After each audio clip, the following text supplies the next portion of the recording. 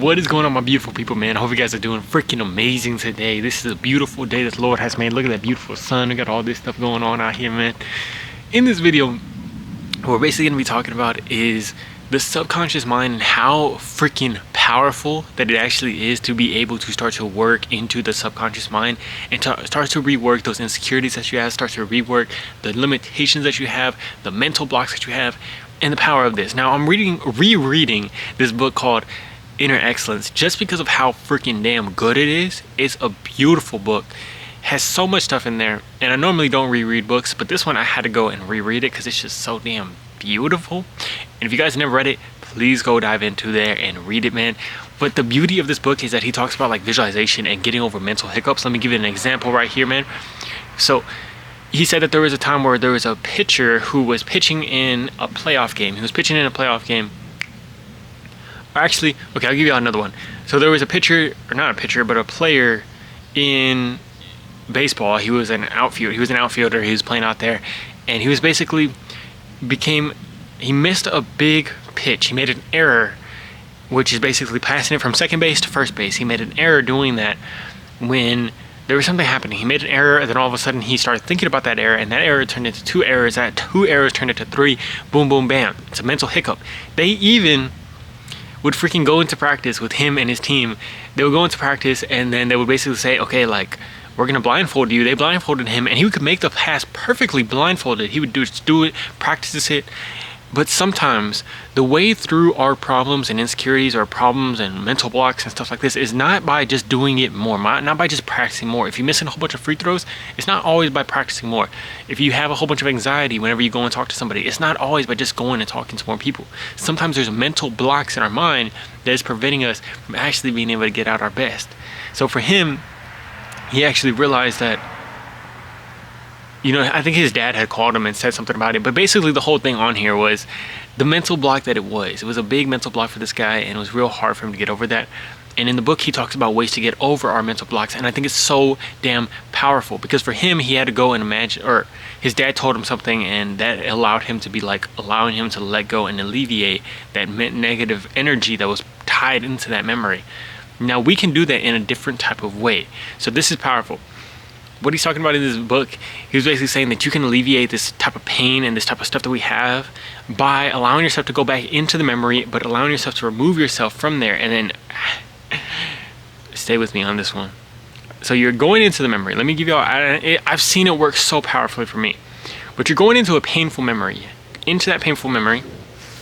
And then when you go into that, what you're basically going to do is, once you find the painful memory, feel the pain of that. Allow yourself, imagine yourself like just there. Go into it when you're doing this. Probably do this in a bathtub or something like that. Go into there, feel yourself in there, and then remove yourself, almost like you're kind of levitating out of your body, or even just like kind of stepping out of your body. So you see yourself, but you're outside of your body now. And what you're going to do is kind of like shake off all those negative emotions, negative feelings. What we're trying to do is remove that negative feeling, remove that, like, whatever you want to call it, from that thing. And you're removing the emotion from it.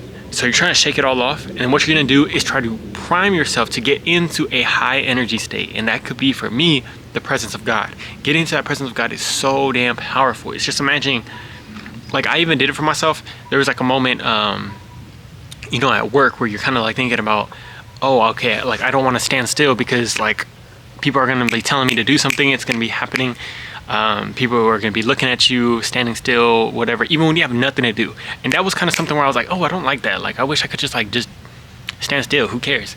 You know, and it might be funny, but that was something I was like, okay, I want to work on that. So I would take myself into there, get myself into that moment, then remove myself and get myself into a high energy state by allowing myself to get into the presence of God, or just something that you can literally go back to your past memories.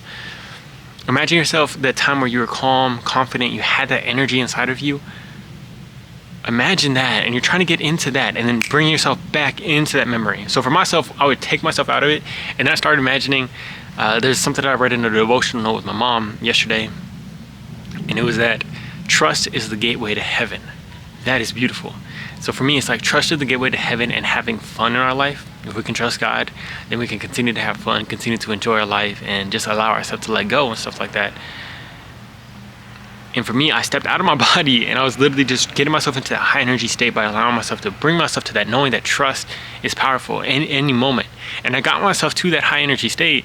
Then you step back into yourself. Now you're viewing it from first person with that new high energy state, and it's rewiring your subconscious mind to have that, knowing that it's okay.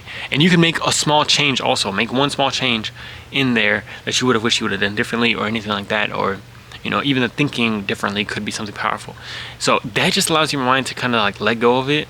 And I even felt it right after that. I was like, I know the next time I go into that situation like that, it's going to be completely different. I start getting excited about being able to go into a situation like that.